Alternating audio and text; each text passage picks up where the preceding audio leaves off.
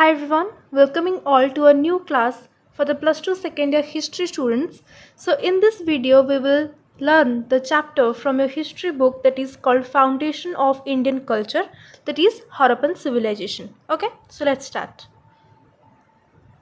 सो Harappan civilization को other words में हम बोलते हैं इंडस वैली सिविलाइजेशन. क्यों? क्योंकि वो इंडस वैली एक इंडस रिवर है उसके पास में ही वो सिचुएटेड है, इसलिए हम इसे बोलते हैं इंडस वैली सिविलाइजेशन. तो जो हरप्पा है उसकी डिस्कवरी में बहुत सारा प्रोसीजर था. वो एक ही पर्सन जो था उसको डिस्कवर नहीं किया था, बहुत सारे लोग मिलकर उसका कंट्रीब्यूशन है. हरप्पा सिविलाइजेशन का डिस्कवर में बहुत सारे लोगों का कंट्रीब्यूशन है. So the first person is Charles Masson, जो है एक एडवेंचर. तो उन्होंने 1826 में हरप्पा के माउंटेन को विजिट किया था. So he came across the mounds of Harappa in 1826. उन्होंने कुछ डिस्कवर नहीं किया था, सिर्फ एक विजिट किया था 1826 पर. फिर आते हैं हमारे Alexander Burnes. Regarded Harappa to be an important site. उन्होंने हरप्पा को एक इम्पोर्टेंट साइट के हिसाब से डिस्कवर किया था और बोला था. उन्होंने कुछ प्रोडक्ट ऐसे डिस्कवर नहीं किए थे, सिर्फ उन्होंने बोला था कि हरप्पा एक इम्पोर्टेंट साइट है, but are clueless as to its significance. तो वो क्लूलेस थे, उनके पास कोई प्रूफ नहीं था कि क्यों ये इम्पोर्टेंट साइट है. फिर आते हैं थर्ड पर्सन जो है हमारे अलेक्जेंडर कुनिनघम, जो थे हमारे military engineer of east India company. तो उन्होंने हरप्पा को 2 बार विजिट किया था, पहला 1850 में, फिर आता है 1872 पे. तो पहले जब 1850 में उन्होंने हरप्पा को विजिट किया था, he was a student of archaeology. तो उन्होंने जब हरप्पा को विजिट किया था, he can understand the historic worth of the mounds of Harappa. तो उन्होंने कुछ एक्सकैवेशन वर्क भी वहाँ पर किया था एज अ स्टूडेंट, बट वो कुछ ऐसे खास कुछ उन्होंने नहीं निकाला था. So he was very clueless. सो उन्होंने वो जगह छोड़ दिया था. फिर उन्होंने रिविजिट किया था 1872 पर. तब वो first director general of archaeological survey of India बन गए थे. तो नेक्स्ट टाइम जब उन्होंने इस साइट को विजिट किया, he can see that the mounds are badly damaged by railway contractors. जो रेलवे का जो लाइन की वजह से वो माउंट ना बहुत ज़्यादा डैमेज हो गया था, बहुत ज़्यादा अफेक्ट हो गया था. तो उसके वजह से क्या हुआ कि उन्होंने कुछ स्टोन, कुछ पॉटरी, कुछ सील, ये सारे चीज़ों को वो देख सके through the excavation. Due to the destruction of the mounds he can able to see some tools, pottery and seal from the excavation. Okay, this is the story of Alexander कुनिनघम.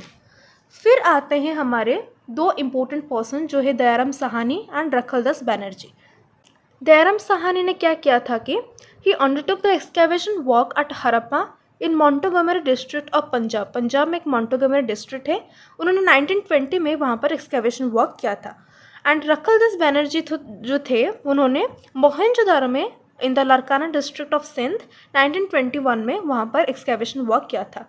Okay, but इसका जो formal announcement है, formal जो discovery है, उसको credit जाता है sir John Marshall को. Was the director general of archaeological survey of India. 1924 में उन्होंने फॉर्मल अनाउंसमेंट किया था for the discovery of Harappan culture. Okay, next move to the geographical extension of Harappan culture. The Harappan culture was not limited to the Indus valley. सिर्फ Indus valley तक वो limited नहीं था, उसका जो एक्सटेंशन था वो बहुत ज़्यादा अदर प्लेसेस को भी कवर करता था. It was spread over the vast area from Mundigak of Afghanistan. Afghanistan का मुंडिकाक को वो कवर करता था in the west part, to the Alamgirpur of UP in the east. East में Alamgirpur in the UP east में कवर करता था. फ्रॉम मांडा इन जम्मू कश्मीर में एक प्लेस कवर करता था. And in the north side to Bhagatrav in Narmada estuary of Gujarat in the south में Narmada estuary का Bhagatrav. Okay, these are the places. ये जो सारे आपको सेरेट पोर्शन दिख रहे हैं, इन सारे प्लेसेस को ये Indus valley civilization total cover किया था. Okay, so the total extent of the civilization covered an area about 1600 kilometre from the east to west. तो ये जो ईस्ट टू वेस्ट का डायरेक्शन है, यहाँ पर जो टोटल डिस्टेंस है that is 1600 kilometre, and from the north to south direction it is 1400 kilometre. Okay, this is the geographical extension. Next point है कि उस प्लेस में हरप्पन सिविलाइजेशन में कौन से ओरिजिन के पीपल रहते थे. तो बेसिकली हमने 3 ओरिजिन के पीपल को फाइंड किया है: proto Australoid, Mongoloid, Mediterranean and Alpine stock. इन 3 कैटेगरीज के लोग हरप्पन सिविलाइजेशन में यूजुअली रहते थे. ओके, अब आते हैं इसके टाउन प्लानिंग पर। टाउन प्लानिंग का पहला कॉन्सेप्ट है टाउन डिवीज़न। जो हमारा टाउन था, हड़प्पन का टाउन था, वो किस टाइप से डिवीज़न था? तो दो टाइप से वो डिवाइड करते थे। पहला था उनका रूलिंग क्लास के लिए, दूसरा था कॉमन लोगों के लिए। जो रूलिंग क्लास होते थे वो अपर साइड में रहते थे और जो कॉमन लोग होते थे वो lowest part of the city में रहते थे। अब जो रिच क्लास है ऑब्वियसली उनका जो घर होगा वो बड़ा होगा, so big structures are placed on the upper side. But जो कॉमन लोग होते थे वो थोड़े कम छोटे घरों में रहते थे, mostly at the this large structures और द रेसिडेंटल कॉम्प्लेक्सेस, एंड उनका जो पॉपुलेशन था वो डेंसली पॉपुलेटेड था। Okay, this is the town division of Harappa. इसके बाद हम जानते हैं उनका रोड का कंडीशन कैसा था। So the roads are very wide, बहुत ज़्यादा वाइड था एंड स्ट्रेट था, that criss crossing the town from the east to west and north to south, and each crossing was a vertical with provision of light post on the crossing. Every crossing में उनके पास light post था. The houses is built on the either side of the road. जो road था उनका, उनके either side में, opposite side में हमारे घर बनते थे, and a proper drainage system, एक proper drainage system भी था उनका in the both sides of the houses. जो घर में जो ड्रेनेज सिस्टम जो था एवरी हाउस को वो कनेक्ट करता था, एंड एवरी हाउस जो कनेक्ट करता था वो ड्रेन एक मेन ड्रेन के साथ कनेक्ट था। सभी घरों का जो ड्रेन होता है वो एक मेन ड्रेन के साथ कनेक्टेड था जो टाउन के बाहर तक एक्सटेंड था। Okay, so this is the condition of roads. इसके बाद आते हैं हाउसिंग मटेरियल डिस्कवर्ड। जो उसका जो एक्सकेवेशन वर्क था उसके वजह से बहुत सारे मटेरियल्स डिस्कवर होते थे। तो हाउसिंग मटेरियल क्या डिस्कवर हुआ जानते हैं। So the every house is built on a strong plinth of burnt bricks and woods. So basically जितने भी घर होते थे वो burnt brick या फिर wood से बनते थे. For common house the size of the brick was 7.5 into 15 into 30 centimetre. जो कॉमन हाउसेस थी उनकी साइज़, ब्रिक का साइज़ इतना था, एंड जो पैलेटल कॉम्प्लेक्स थोड़े बड़े घर जो थे उनका साइज़ था 10 into 20 into 40 centimetre. Okay, and उनका जो प्रोपोर्शन था that is 1:2:4, meaning that breadth was 2 times the width and length was 4 times the width. Okay, ये इसका प्रोपोर्शन है। एंड उसकी जो विंडोज़ थी, सभी घरों की जो विंडोज़ थी वो बनती थी वुड से, एंड उनके उस विंडो में जो कर्टन्स लगते थे वो बनते थे बाम्बू से। Okay, floors of the bathroom and drains were made up of BRICS and stone. जो बाथरूम एंड ड्रेन जो उनके घरों में था वो बनते थे हमारे ब्रिक्स और स्टोन से basically, and wooden beam are used for the roofs के लिए वो वुडन बीम यूज़ करते थे। This are the housing material discovered from the Harappan site. Okay,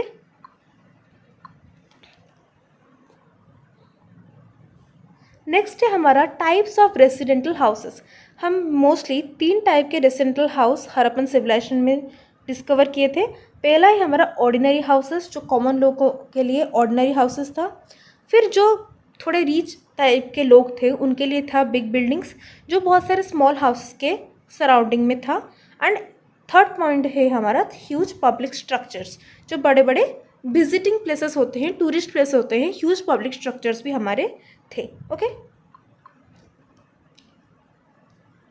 inner design of a residential house. जो रेसिडेंटल हाउस हमने discover किया था Harappan site में, तो उसका इनर डिज़ाइन, इंटीरियर डिज़ाइन क्या था। So there are big quarters were part and parcel of the larger buildings. Each house had a kitchen, हमारे नॉर्मल में जैसे होता है उनके घरों में भी किचन होता था, बाथरूम होता था, और बहुत सारे अदर रूम्स भी हुआ करते थे। There are instances of double and triple storied buildings with staircase. Okay, so well and proper drainage system was a common feature of all the houses. सभी घरों में ड्रेनेज सिस्टम, एक प्रॉपर ड्रेनेज सिस्टम होना compulsory था, सभी घरों में हुआ करता था। And the waste water placed out of the main drain. तो जितने भी वेस्ट वाटर जो होते थे वो ड्रेन के थ्रू में बाहर टाउन के बाहर चले जाते थे। उनके घरों में जो कॉटेज था, this are specially made to let in fresh air. तो फ्रेश एयर आने के लिए कॉटेज बने थे। Wells are dug for drinking water, and bathrooms and kitchens set up proper drainage system. This is the inner design of the residential houses. Okay. Now moving to a important famous thing of Harappan civilization, that is called the glory of Harappan civilization, that is called Great Bath. Okay, so famous Great Bath excavated from the ruins of Mohenjo-daro. Mohenjo-daro में हमने Great Bath को excavate किया था whose total length of the bath is 55 metre and breadth is 33 metre. तो इसका जो length है वो 55 मीटर था, ब्रेथ उसका 33 मीटर था, एंड जो इनसाइड जो है बाथ का इनसाइड जो पूल है उसका जो लेंथ है वो 12 मीटर है, 6 मीटर ब्रेथ है एंड 3 मीटर उसका डेप्थ है, डीप है। For bathing aspiration the great bath was constructed. तो मोस्टली बाथिंग यूज़ के लिए वो ग्रेट बाथ बनाया था फॉर द पब्लिक यूज़ के लिए। ओके, तो ग्रेट बाथ में पानी का सप्लाई कैसे होता था इसको जानते हैं। Adjacent deep well supplied clear water and separate sets of drain were connected to the bath. तो different types of well supply होते थे क्लियर वाटर के लिए, एंड बहुत सारे ड्रेन भी उसके साथ कनेक्ट होती है, बाथ के साथ बहुत सारे ड्रेन्स भी कनेक्ट होती है for the inlet and outlet of water. The floor and side walls of the pool were made strong to keep the water level full and a staircase led to the bath from one side। जो floor and side walls थी bath pool की, ऐसे side walls बने थे bath के अंदर, तो that makes the water level full, and उस बाथ के एक साइड में स्टेयरकेस था निकलने के लिए, आना जाना के लिए स्टेयरकेस बना था। And on the other 3 side, एक साइड में हमारा स्टेयरकेस था, अदर साइड में क्या था, गैलरी की तरह था, बहुत सारे रूम्स थे जो लोगों के लिए थे, जो बैठ सकते हैं, देख सकते हैं, ये सारे प्लेसेस के लिए वो थे। So on the other 3 sides of the galleries for the spectators a ring of big small rooms and a long corridor. Okay, इसके बाद हम आते हैं एक another glory of Harappan site that is called great granary. Okay, so just to the north to the great bath of Mohenjo-daro we came across a big row of 27 rooms, okay, made up of burnt bricks। तो burnt bricks के से बने 27 rooms हम देखते थे, that is called the great granary। From east to west it extended up to 50 meter, from the north to south extension was 27 meter। okay, so mostly ये हमें मिलती थी हरप्पा में, लोथल में, कलिबंगन में, इन सारे प्लेसेस में हम ग्रेट ग्रैनरी को देखते थे।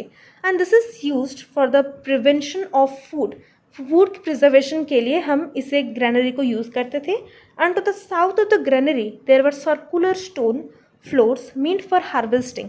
तो साउथ ऑफ ग्रैनरी जो था एक सर्कुलर स्टोन बना था जो मोस्टली हार्वेस्टिंग पर्पज़ के लिए यूज़ होता था, and that is 16 metre long and 6 metre wide. So immensely this is using for the cyclone flood, ये सारे जो नेचुरल कैलामिटीज़ के टाइम में ये सब हम यूज़ करते थे। ओके, नेक्स्ट है हमारा स्ट्रक्चर ऑफ बिग बिल्डिंग। तो हरप्पन साइट में हमें बहुत सारे बिग बिल्डिंग भी देखने को मिले थे, and the structure says that the big building is about 230 feet long and 78 feet wide। This is the another attraction of Harappan town planning culture. तो हरप्पन टाउन प्लानिंग में हम बड़े बिल्डिंग्स भी देखा करते थे, that is 230 feet long and 78 feet wide. Okay, and the building was 33 feet long corridor. उस building के अंदर 33 feet का लॉन्ग कॉरिडोर भी था, एंड एक फिलर हॉल भी था जो कि 25 मीटर लेंथ था। Okay, that is surrounded by small rooms is found inside the building। उस बिग बिल्डिंग के अंदर बहुत सारे स्मॉल बिल्डिंग्स भी हुआ करते थे। Okay, this is the town planning of Harappa. And the last point says that drainage system. तो उनका जो ड्रेनेज सिस्टम था वो प्रॉपरली डिजाइंड था। The systematic arrangement of the drainage system makes people more emphasis on the health consciousness and cleanness. तो उनका जो systematic drainage system वो शो करता था कि वो बहुत ही ज़्यादा हाइजीनिक थे, क्लीननेस के ऊपर बहुत ही ज़्यादा डिपेंड करते थे।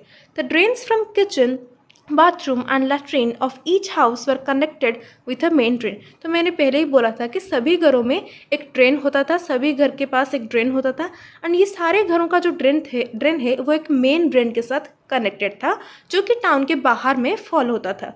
So the drain from kitchen bathroom latrine of each house were connected with a main drain which stretched outside the city. Okay, so these all are the town planning structure of Harappan site।